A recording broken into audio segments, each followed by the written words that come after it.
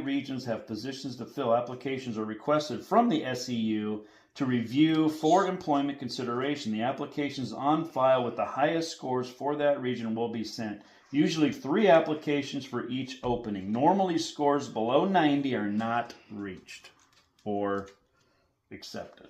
Like I say, if you go to college and get a 4-year degree, then you can get placed like we talked about earlier.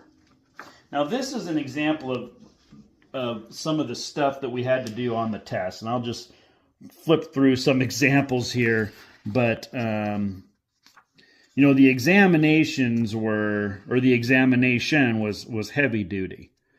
Okay, and so as we go through, you would have these like symbol tests, and you'd have to see like what was related to what.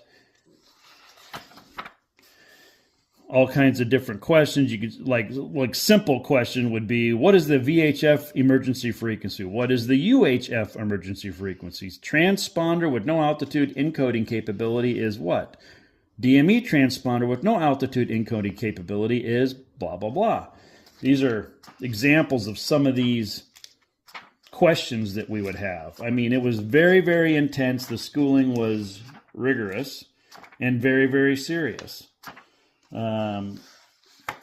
This is the glossary, controller pilot glossary. It starts on page 225 and goes for a long time.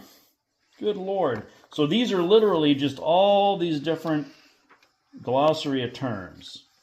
So anyway, my point in just briefly going over that is just to outline the fact that there's a lot to it. There's a tremendous amount to it. So, okay. So now we'll get into kind of a scenario with this Blackhawk and CRJ that might bring all this stuff together. At the end of the video, I'm going to have the ATC audio of this crash, and when you listen to it, and I know most of you have already listened to it, it might give you a different perspective since we've gone through all this stuff and how you would think. Let's go through the scenario with the Blackhawk and what can we do with our best practice to separate these airplanes. So what do we know the basics of? So if the ground here is the Potomac River, okay, this is the layout. You see our glide slopes, so we know what pathway that the airplanes are going to go on or fly when they land, and we're going to have these markers here. So